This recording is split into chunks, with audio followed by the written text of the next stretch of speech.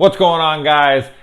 It's here. Holy shit. Halloween 2018. I hate that title, by the way. They should have given it a subtitle of some sort. It's very confusing.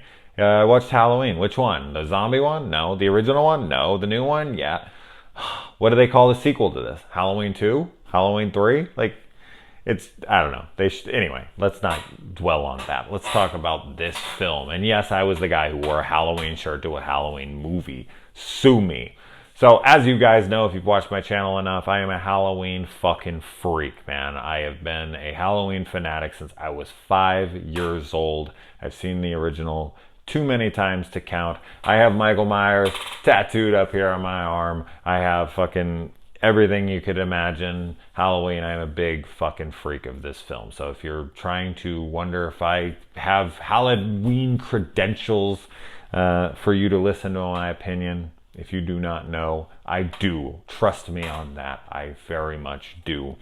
As far as the film goes itself, this is one of those films where it's pretty much impossible not to hype yourself up. I mean, I tried my damnedest not to get my expectations out of control. I am a pretty fair fan, pretty fair reviewer, pretty fair movie goer in general. So I really do try to go in and have realistic expectations. And so I did that with this to the best of my ability. I had a pretty crazy day surrounding this before I went in. But I did get there, and I did sit down, and I got there, and I watched the movie from beginning to end. I didn't miss any of it, thank God. And what did I think about this movie? I definitely really liked it, but I absolutely have my issues with it. There was one scene in particular that left me scratching my head for like the entire time it was taking place. I just don't understand that at all. And I'm not sure repeated viewings will do it any better or any justice for me. I just think it was a bad choice. If you've seen the movie, you probably know what I'm talking about. It was a super what the fuck moment, and it just did not work for me. And I don't know. I will further analyze it in years to come as I watch the film over and over again, I'm sure. But besides that, I did have a lot of fun with the film. I think that the film features, and this is a good thing for me, one of the most brutal Michael Myers to date. It would be in contention with Rob Zombie's Halloween 2 as far as the brutality of Michael in this film. Yes, a lot of the kills are done off screen, but some of the ones that are done on screen are vicious, and a lot of the aftermath kills are gory and wonderful. So if you're just there for a pure slasher film, if you're not like, oh my God, this has to be the greatest Halloween movie ever, and you're tying it to the franchise, if you're just going for a straight up slasher flick, this is a really good slasher movie. Because when it's not connected to the Halloween franchise, and I'm not sitting there and picking out every single little detail because I know how many times I'm going to watch this and how this is a legacy film, then it's just on a pure slasher basis, then yeah, it's a really fun slasher movie. And I enjoyed it for that quality. Another issue I had is I felt like some of the humor won't age well and was inserted in not the greatest of moments. Now, I think that with Danny McBride being in here writing, a lot of people were worried that this was going to turn into a huge comedy show. That really doesn't happen. Most of this film is pretty serious. The comedic aspects are not a ton, but you can tell who was behind the jokes in this movie, if you ask me. It very much feels like Danny McBride at times.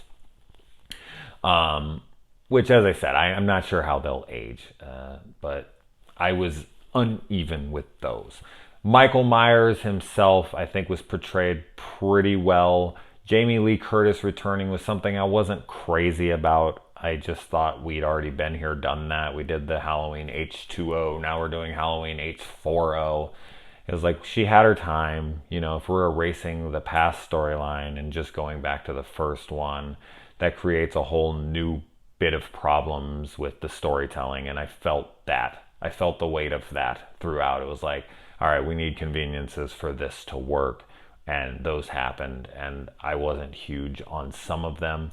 If you want my full spoiler discussion thoughts on this, I just recorded over an hour-long podcast on my podcast, In the Mic of Madness, with my two co-hosts, Brad Thornton and Rebecca Reinhardt. So we did record that. She will be mixing it and putting it up sometime tomorrow. So I will leave a link in the description below if you want to hear like a full hour of my thoughts on every little connection to all the films, because yes, there's callbacks to Halloween 1, tons of callbacks to the first one.